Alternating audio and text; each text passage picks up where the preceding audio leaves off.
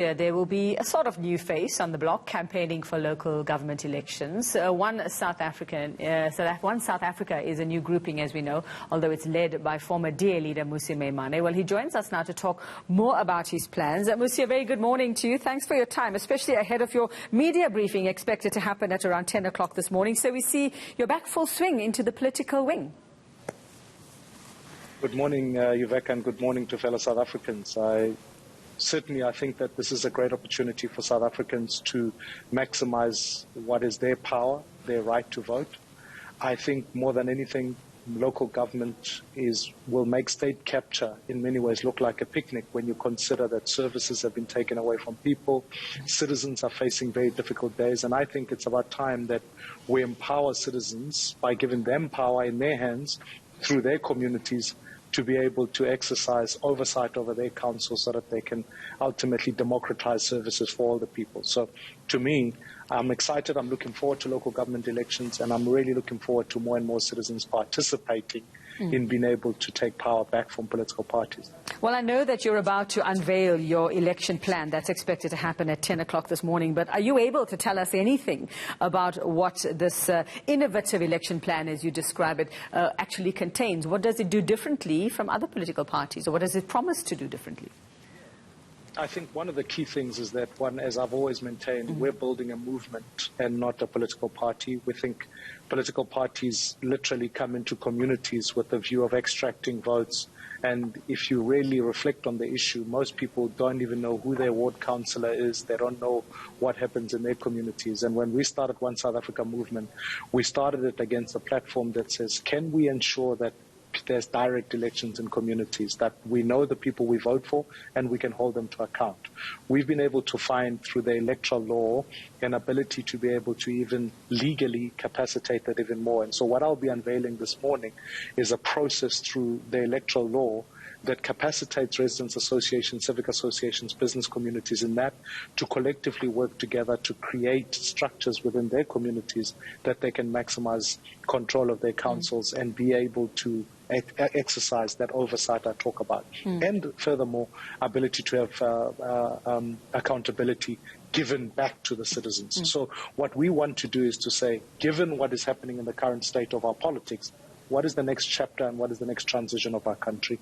And this is an opportunity for all of us across the country to participate more meaningfully in our democracy, and I'll unveil that at 10 o'clock this morning. Well, Mmusi, during the last local government elections, you were in a completely different place, a completely different space. Your home, your political home was very different. What are the do's and don't do's that you've actually applied this time around? What are the mistakes that were made then where you were before, your former party, the DA, that you will not be making? And what are possibly the lessons learned that you will apply this time around?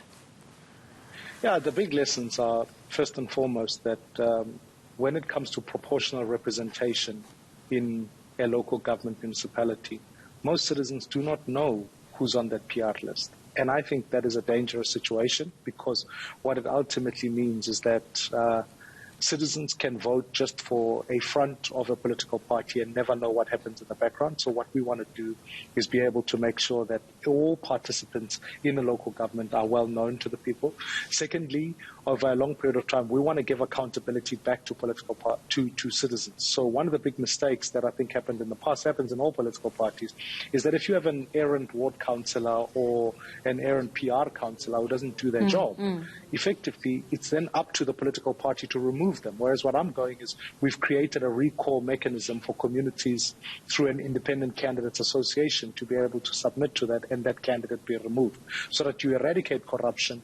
And then lastly, we've set up a school of governance that is able to give longer term oversight over those councils, so that people are able to then execute a mandate of clean government and delivery of services. So we really believe in this way, you're not just giving people who are political activists a right to run municipalities. You are actually giving people who know what happens in community X and community Y to be able to be in the leadership positions from there, because leadership cannot certainly be something that is an exclusive provide for political parties. And like we say, Mmusi, I mean, a lot of political parties say we're going to get people this year around who are going to do things. They are from your community. And like you say, we also, those people get into those positions and they actually do nothing. It's very difficult to even find them half the time or even know who they are as well. So, what would you say to South Africans who go, okay, well, here's Mmusi Maimane, he started something else. He's promising to be visible in our communities. What is your assurance? How can you instill in them the confidence that this time around you are going to be different, this is going to be different?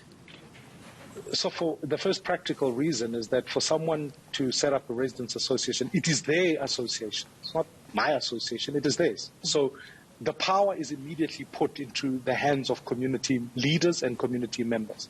Secondly, for anyone to be a candidate, they need to be able to get signatures from people registered in their community. That's the way we give effect to direct democracy. So in many ways, I'm not asking citizens to trust me.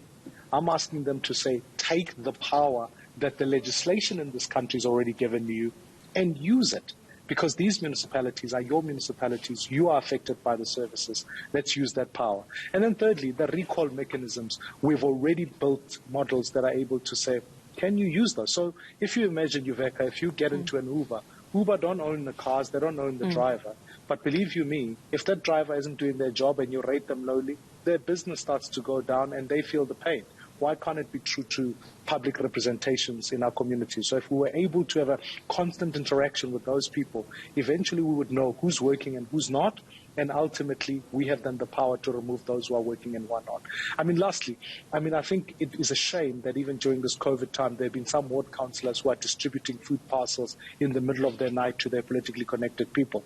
Suddenly you eradicate that because suddenly the community is engaged, they know what's due them, and the legislation given to local government, such as in IDPs, etc., is then back in the hands of the leaders in those communities. So to me, I think it really is about decentralizing democracy and giving power back to the people. All right, Mmusi Maimane, we'll let you get ready for your media briefing happening in about 15 minutes or so. We will be watching 1SA on this local government election campaign trail and see how it's faring.